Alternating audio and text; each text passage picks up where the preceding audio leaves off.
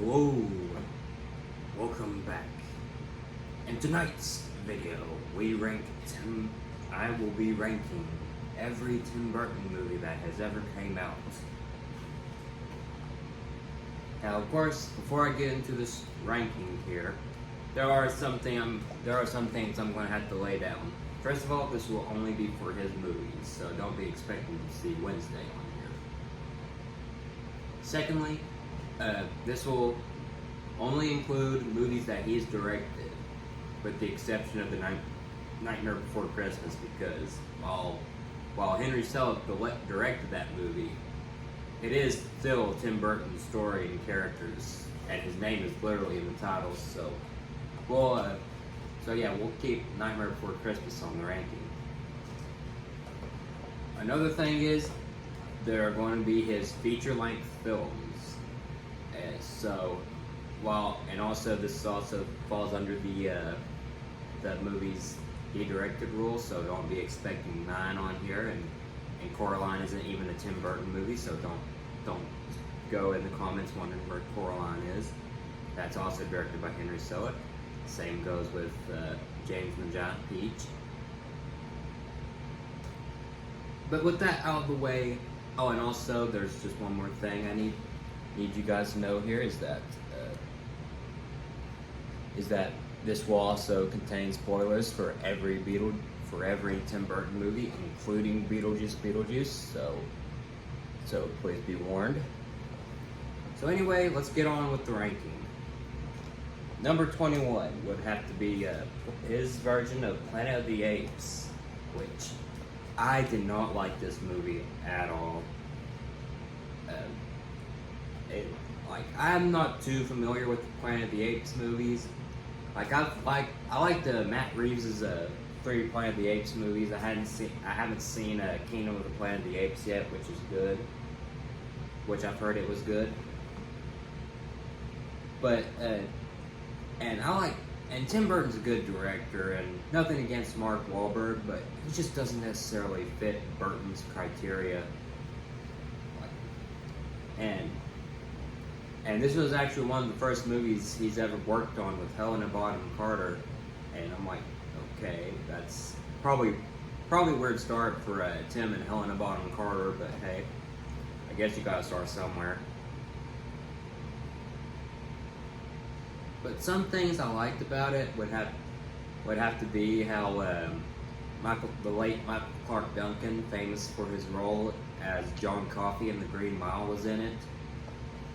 Which, he's a good actor. I even have a soft spot for his version of Kingpin in the 2003 Daredevil movie. But I just didn't like the Planet of the Apes, Burton's version of Planet of the Apes. I just didn't like it. Next up, number 20 would have to be his version of Dumbo, which this movie doesn't necessarily feel like a Tim Burton movie. It just feels like another Disney live-action remake. And if you've seen my videos in the past, you know how I feel about those. But I mean, I like the fact that it was another movie where Burton is teaming up with Michael Keaton and Danny DeVito again. I think before that, the last Tim Burton movie that starred both Michael Keaton and Danny DeVito was Batman Returns in 1992. So yeah, it was cool to see them on screen again. And also Eva Bloom, whoever she is, who played Miss Peregrine in Miss Peregrine's Home for Peculiar Children, which we will get to that later. The movie itself isn't really all that great, just to put it lightly. And apparently this movie was so bad that it made Tim Burton not want to work for Disney again, saying that he was Dumbo to make Dumbo. Okay, with that out of the way, we got yet another live-action Disney remake, well, kinda anyway, called Alice in Wonderland at number 19. Now, of course, some of the visuals do look great and all, and I like how he, of course, with Johnny Depp, Helena Bonham Carter, they got Christopher Lee again, I think, and even Tim Burton teams up with Severus Snape himself, the late Alan Rickman again after Rickman's role in Sweeney Todd. Now I don't necessarily like his version of Alice in Wonderland. Sorry, not sorry. But apparently this is like Burton's highest grossing movie he ever did. Like, it's not like $1 billion and all that. But anyway, 18 is going to be Dark Shadows, and I know this isn't necessarily a well-loved Burton movie, but I actually kind of have a soft spot for this one, mainly for some of the special effects, like how there's this character who's a ghost, and they use and for the special effects, they use like water tanks to get like realistic views of her hair going up in the air. I didn't mean to rhyme there. But hey, I actually kind of like this one, and stuff I really like about it is that Johnny Depp is actually fun as a vampire, and this is actually Burton's first time working with Michelle Pfeiffer since Batman Returns. And this is actually really, and actually,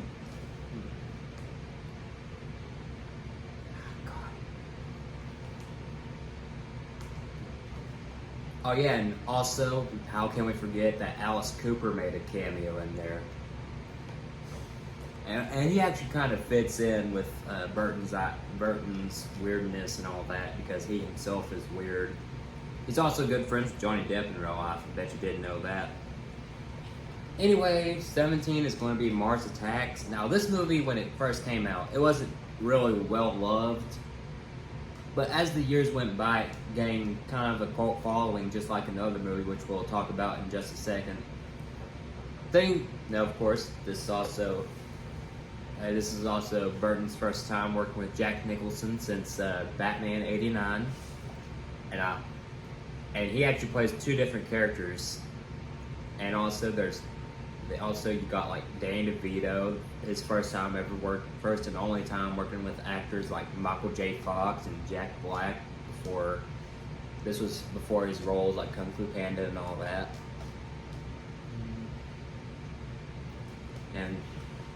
And also, while some of the CGI didn't really age well, the Martians still hold up. And how can we forget about how they say ack ack ack ack ack? Anyway, number 16 is going to be that other Burton movie that I'm so glad it's gained more of a cult following ever since the years went by, that being Charlie and the Chocolate Factory. And this is kind of a deep dark secret of mine.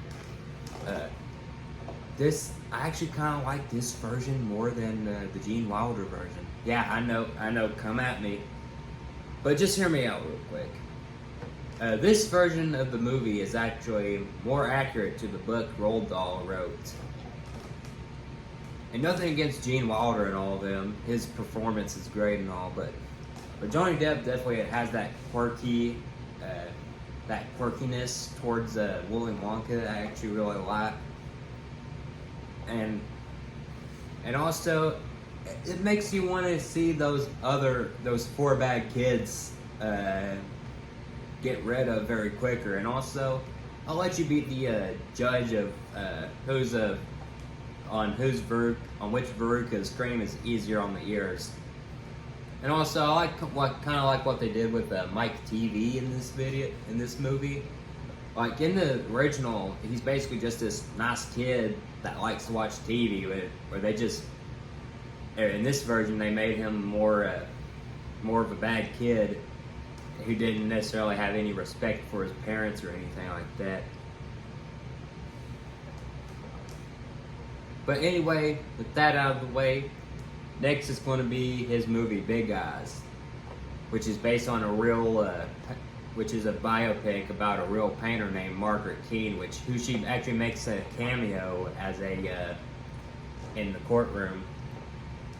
And nothing against any of the actors like Amy Adams and whoever played Jessica Jones in the Netflix Jessica Jones show.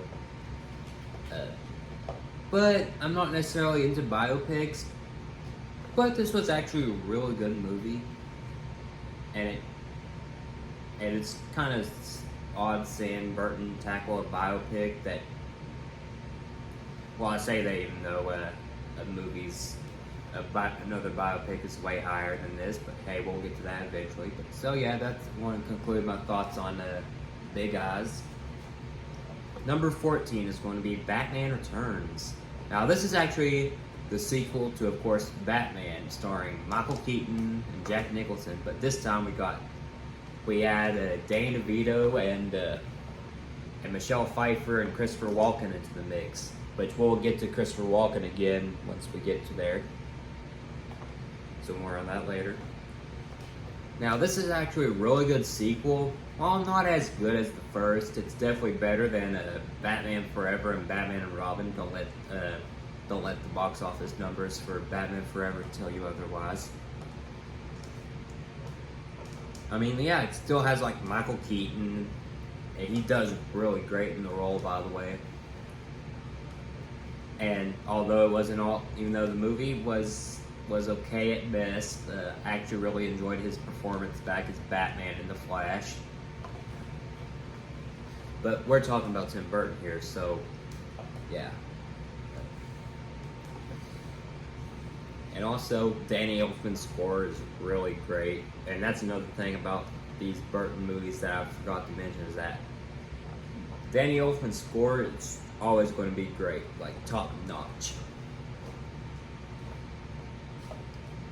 So yeah, that's just about it for Batman. The other thing worth talking about is how back in the 90s when they were making Happy Meal toys of it, parents were mad because the movie was way darker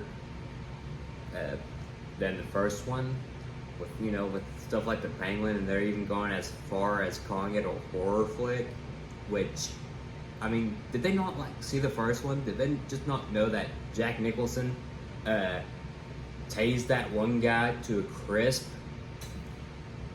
So yeah, where were these people boycotting the first one other than them complaining about Michael Keaton's casting?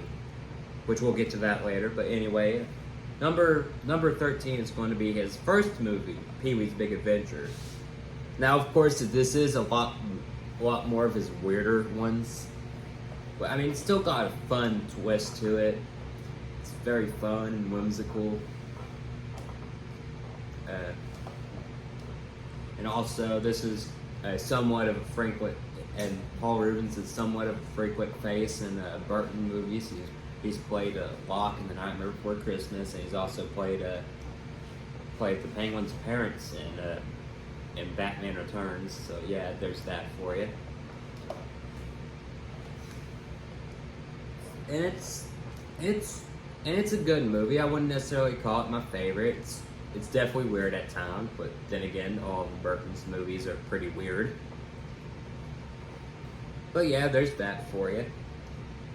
And also a great start to his filmography.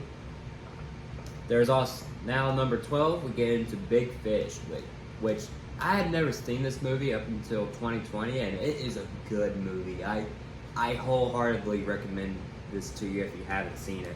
It stars Ewan McGregor, which you know from Obi-Wan. And this movie came out 2 years after his version of Planet of the Apes had flopped at the box office. And while I care for Burton's more original stuff, this movie here is actually a really good property that, like, a pre-existing property that Burton adapted. Like, this is actually feels a lot more personal because around the time when filming Planet of the Apes, he did unfortunately lose his father. So yeah, he also wanted to direct this story where it feels like a tribute to his father, and you can definitely feel that with towards the end with where the main character loses his father and he's reminiscing about all the stories that he's told his son when younger. But anyway, with that aside, number 11 is going to be Miss Peregrine's Home for Peculiar Children. Now, this is basically if you take stuff like Harry Potter and X-Men and put it into like Burtonization. Hope that's a good word for it. But anyway, so what I mean by that, like there's like weirdos and stuff. Well, I wouldn't necessarily say like weirdos. There's these kids who are peculiars, basically meaning like they have these different powers. Like the kid's invisible. Another has a thing where he like projects out of his eyes like a projector. There's a girl that has like a mouth in the back of her head and where she can eat from there. There's also these twins where if they pull up their mask, they can turn somebody into stone if they look at them. There's also this girl who has the ability to float, and she has to wear like these different shoes to keep her on ground. There's also this girl with the fire, and there's also one who has the ability to make plants and vegetables and fruits grow from the ground very quick. And there's also one with the bees, which don't tell Nicolas Cage, if you know what I mean.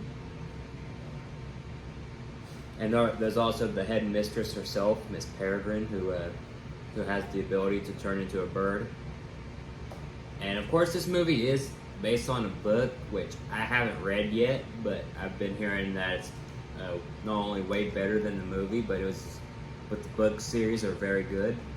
They also have to hide out from a character named Mr. Barron, who's played by Samuel L. Jackson, which while not Sam Jackson's best role, he does play the character really well.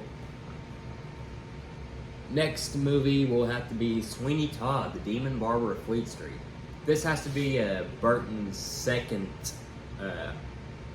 real horror movie, and this also stars the usual pairing of Helena Bonham Carter and Johnny Depp. We also get one of what was his name? The guy who plays Vecna is in that movie from Stranger Things. You know, that was like one of his first roles. And now something I forgot to should have mentioned is that this is a horror musical, which is really cool. Mixing two things I was actually very passionate in during high school: horror musicals. And also it's not too like very violent and gory. So like if you want to introduce people some people to horror, this might be a good way to start, along with another movie which we'll get to eventually. Well, by eventually I mean now, with number 9 coming in is Sleepy Hollow. Now this is the movie that really got me into like horror flicks. Like I watched this movie way before I watched stuff like Nightmare on Elm Street, Friday the 13th, Halloween, Texas Chainsaw Massacre, classics like those. And this was actually a really great start. It stars Johnny Depp as Ichabod Crane, who investigates these murders that's been happening in Sleepy Hollow, and caused by the Headless Horseman, who before is played by Christopher Walken. Yeah, I said that name would be important during my Batman Returns segment. But anyway, it also stars people like Christina Ricci, the late Michael Gambon. There's also and so basically, I like this movie, but it doesn't necessarily it's not necessarily too accurate to the plot of the original story, where originally it was supposed to be like we didn't necessarily know if the Horseman was real in the original story.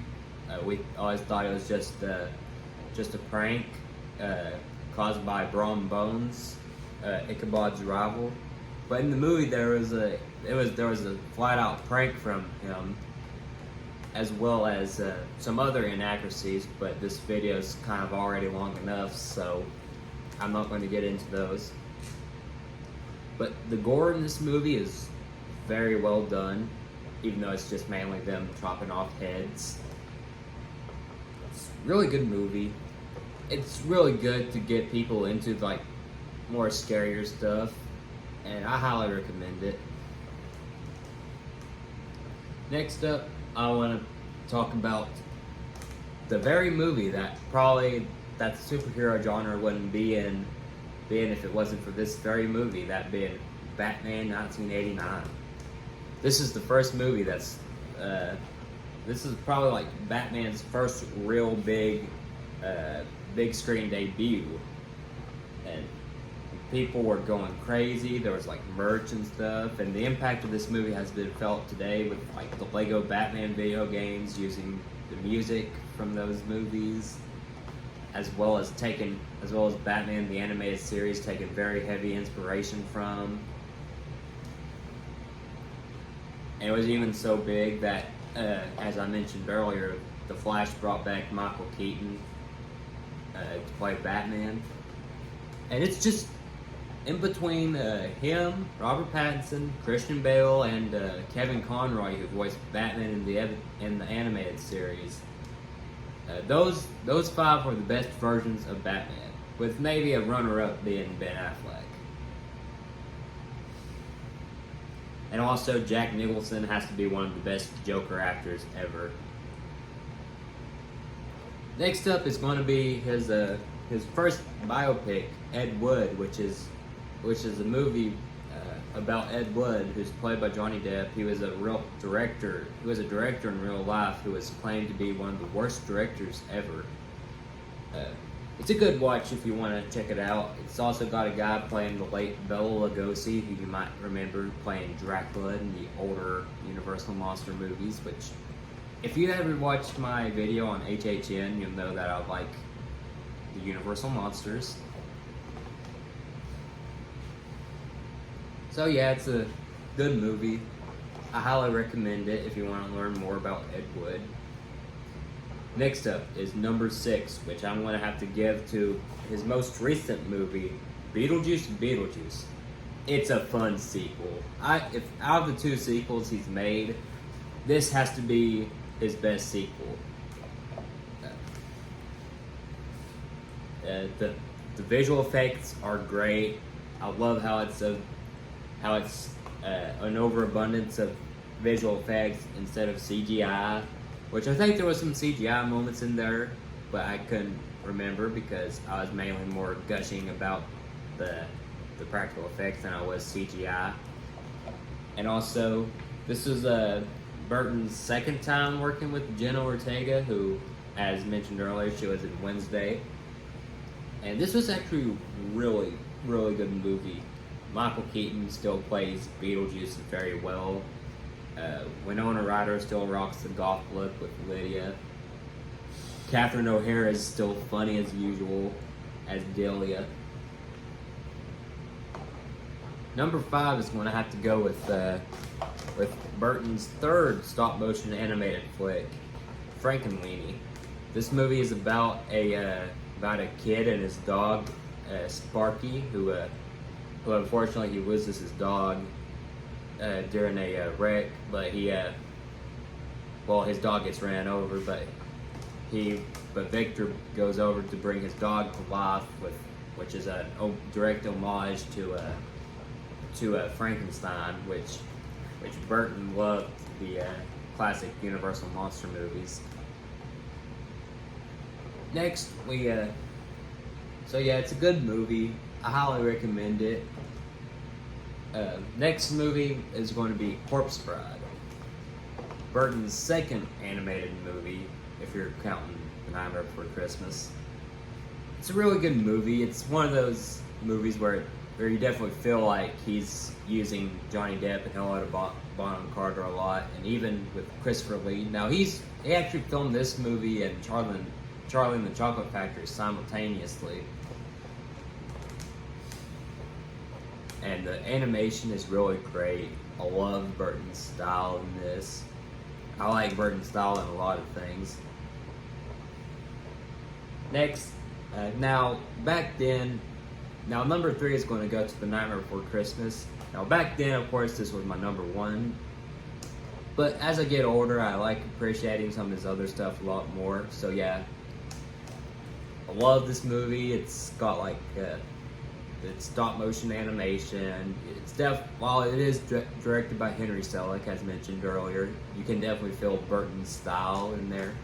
Now, of course, Burton couldn't film this because he was too busy with Batman Returns. So there's that for you. It's a really good movie. Definitely recommend seeing it if you haven't yet. Number 2 is going to be for Beetlejuice. Not Beetlejuice, just Beetlejuice, the first one. It's a really good movie. It's very funny. It's funny and creepy at the same time. Great practical effects. Michael Keaton is hilarious as usual. There's also people like Winona Ryder, Gina Davis, Alec Baldwin, Catherine O'Hara. They're all great in their roles, by the way. So yeah, there's that for you. And number 1, the movie I can actually relate to the most has to be Edward Scissorhands. This is Burton's first time collaborating with Depp, and also I think this was his second collaborating with Winona Ryder. Now this has to be one of his best movies, mainly due to it feeling so personal to Burton's life, and it's just one of those stories about accepting people who are different than you. And it's just a good movie. It has ties to how Burton always feels like an outsider, which a lot of his movies are about.